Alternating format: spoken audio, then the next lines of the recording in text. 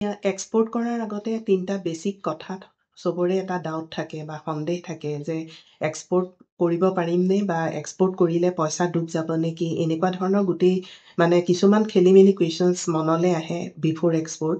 গতিকে আজি প্ৰথম প্ৰব্লেমটো হৈছে যে আমি যিহেতু বস্তু পঠাই দিলোঁ মানে পে'মেণ্টৰ ইছ্যু যে আমি বায়াৰক বিভিন্ন যি দেশৰ বায়াৰ আছে তেওঁলৈ বস্তু পঠাই দিলোঁ, তেওঁ যদি আমাক পইচা নিদিয়ে তেতিয়া আমি কি কৰিম বা পইচা ডুব যাব নেকি বা কেনেকৈ আমি পে'মেণ্টটো ল'ম বায়াৰৰ পৰা বা এইটো পচিবল হ'বনে এনেকুৱা ধৰণৰ কুৱেশ্যনছ কিছুমান মনলৈ আহে এক্সপোৰ্টৰ আগতে। এতিয়া আপোনালোকে পে'মেণ্ট আপুনি সদায় এক্সপোৰ্টত কিবা এটা পাৰ্চেণ্টেজ আপুনি এডভান্স পে'মেণ্ট ল'ব লাগে। এতিয়া ধৰক 30 to 40% আপুনি 40%ই ক'লে 40% আপুনি এডভান্স লোৱাটো দৰকাৰী মানে নিউ এক্সপোৰ্টাৰ।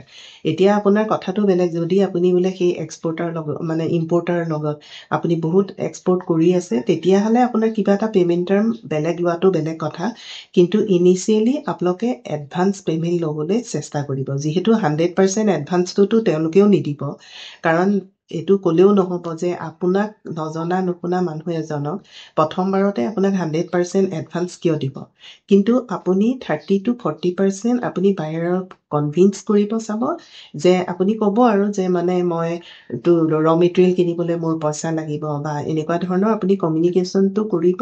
আৰু যিহেতু এই পে'মেণ্ট টাৰ্মটো এটা মানে ষ্টেণ্ডাৰ্ড পে'মেণ্ট টাৰ্ম হয়, ইণ্টাৰনেশ্যনেল পে'মেণ্ট টাৰ্ম হয়, গতিকে এই পে'মেণ্ট টাৰ্মত অলৰেডি বহুতে কাম কৰি আছে। আপুনি বায়াৰক মানে কনভিন্স কৰিব চাব আৰু 40% মানে আপুনি এডভান্স লৈ কাম কৰিব চাব। আৰু নেক্সট আপোনাৰ 60% যিটো মানে বাকী থাকিলে সেইটো আপুনি কি পে'মেণ্ট টাৰ্মত ইউজ কৰিব, আপুনি সেইটো মানে বিফ'ৰ ডেলিভাৰী কৰিব। আপুনি এনেকুৱা ধৰণৰ টাৰ্ম এণ্ড কণ্ডিশ্যনছ দিব যে মানে 7 দিনৰ আগতেই মানে ডেলিভাৰী 7 দিনৰ আগতেই মানে আপোনাৰ পে'মেণ্টটো যাতে হৈ যায়। আৰু এইখিনি আপুনি ভালকৈ বায়াৰ লগত নেগচিয়েশ্যন কৰিব। আৰু যদি ইনকেছ বায়াৰে আপোনাক সেই পইচাটো দিবলৈ মানা কৰে, এডভান্স দিবলৈ মানা কৰে, তেতিয়াহ'লে আপুনি বায়াৰটো এৰি নিদিব আৰু আপুনি তেতিয়া তৎক্ষণাত ECGCৰ হেল্প ল'ব, এক্সপোৰ্ট ক্ৰেডিট গেৰেণ্টি কৰ্প'ৰেশ্যন। এতিয়া ECGCনো কি, ECGC কেনেকৈ হেল্প কৰে আমাক? এতিয়া ECGC হৈছে এটা গভৰ্ণমেণ্ট অৰ্গেনাইজেশ্যন। এইটো বেচিকেলি মানে এক্সপৰ্টাৰক প্ৰমোট কৰিবৰ কাৰণে, কাৰণ এতিয়া চাওক এক্সপৰ্টাৰবিলাকে এনেই নাহে, ভয় কৰে বা কাম কৰিব এক্সপৰ্ট কৰিব ভয় কৰে, কিন্তু সেইকাৰণে গভৰ্ণমেণ্টে ECGC মানে এটা গভৰ্ণমেণ্ট বডি বনাই দিছে যে কিবা কাৰণত বায়াৰে পে'মেণ্ট নিদিলে মানে ECGCয়ে সেই পে'মেণ্ট ইঞ্চুৰেঞ্চ কাভাৰ কৰে। এতিয়া কথা হ'ল যে আপুনি ECGCক মেইল কৰিব বা ফোন কৰিব বা আপুনি পাৰ্চনেলি গৈ আপুনি অফিচত লগ ধৰিব, তেতিয়া আপুনি বায়াৰৰ এড্ৰেছ বা বায়াৰ কোম্পানী নেম, বায়াৰৰ নেম এইখিনি গোটেইখিনি ECGCক দিব যে এই বায়াৰৰ লগত মই কাম কৰিব খুজিছোঁ, তেওঁ পে'মেণ্টত এনেকুৱা কৰিছে, মানে পে'মেণ্ট এডভান্স দিব খোজা নাই।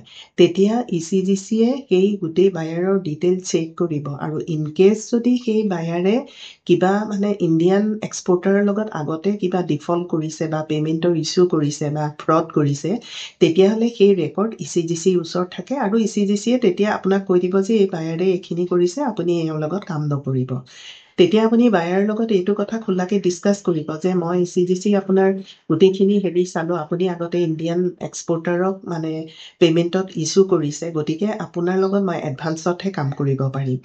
তেতিয়া আপুনি গম পাই যাব যদি ইনকেছ সেই বায়াৰে এইবাৰ আপোনাৰ পৰা লগত মানে কাম কৰিব খুজিছে, তেতিয়াহ'লে তেওঁ এডভান্স পে'মেণ্ট দি দিব।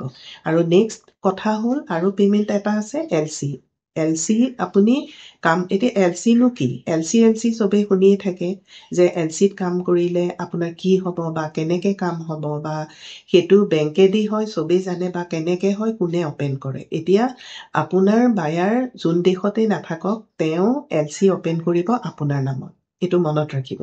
আৰু আপোনাৰ নামত LC অপেন কৰি তেওঁ ড্ৰাফ্টটো আপোনাক দিব, আপুনি গোটেইখিনি চেক কৰিব, তাতে LCত গোটেইখিনি লিখা থাকিব যে মানে LCৰ সময়ত আপুনি 1 অৰিজিনেল BL লাগিব বা 2টা পাৰফৰ্ম ইনভইচ লাগিব বা 3টা শ্বিপিং বিল লাগিব, সেইখিনি গোটেইখিনি আপুনি চেক কৰাৰ পিছত আপোনাৰ LC আহিলে তেতিয়া বায়াৰৰ বেংকে আপোনাৰ বেংকক LC পঠাব। তেতিয়া আপোনাৰ বেংকে আপোনাক মানে ইনফৰ্ম কৰিব আৰু আপুনি গুডছটো তৈয়াৰী কৰি মানে আপুনি পঠাই দিব। আৰু বাকী যদি LCত মানে পে'মেণ্টটো আপোনাৰ মানে এট চাইড দি থ'লে আপোনাৰ পে'মেণ্টটো লগে লগে আহি যাব। তাৰমানে আপোনাৰ যিখিনি ডকুমেণ্টছ আপোনাৰ এক্সপৰ্টৰ পিছত গোট খালে সেইখিনি আপোনাৰ বেংকত দিব।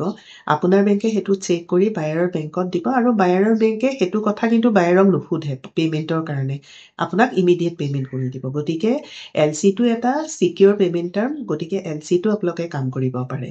এতিয়া এই দুটা আপোনালোকে পে'মেণ্টৰ কথা জানিলে আৰু এই দুটা পে'মেণ্টত আপোনালোকে ইজিলি মানে গোটেইখিনি আপোনালোকে কৰিব পাৰিব। আৰু সেইকাৰণে আপোনালোকে এক্সপৰ্টৰ মানে নলেজটো থকাটো দৰকাৰী এনেকুৱা ধৰণৰ কথাৰ কাৰণে। আৰু নেক্সট আহিলে আপোনাৰ এতিয়া ডলাৰ আপ ডাউন হৈ থাকে। এতিয়া আজিৰ দিনত যদি $1 = 84, মই এক্সাম্পল দিছোঁ, আৰু তেতিয়াহ'লে আপোনাৰ নেক্সট যেতিয়া পে'মেণ্টটো বোলে আহিলে তেতিয়া আপোনাৰ মানে $1 = 82 বা 81 হ'ল, তেতিয়াহ'লে আপোনাৰ চিধা $2 আপোনাৰ মানে কমি গ'ল বা আপোনাৰ লছ হ'ল।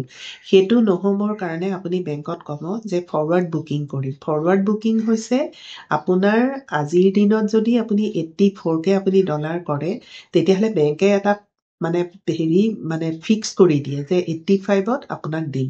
তেতিয়াহ'লে আপোনাৰ পে'মেণ্টটো আহোঁতে যদি আপোনাৰ ডলাৰটো ইনকেছ কমিও যায় তেতিয়া বেংকে আপোনাক মানে যিটো আপোনাৰ ৰেটত আপুনি লৈছিলে 84ত 84 আপোনাক দিব। কিন্তু ইনকেছ যদি ডলাৰ ইনক্ৰিজো হয় আপুনি নাপায়, সেইটো বেংকে লৈ ল'ব। গতিকে ফৰৱাৰ্ড বুকিংটো এটা মানে ছিকিউৰ হয়, যিহেতু ৰিস্ক মেনেজমেণ্ট বা এইটো ডলাৰ যিহেতু ফ্লাকচুৱেশ্যন হয় সেইটো আমিও নাজানো।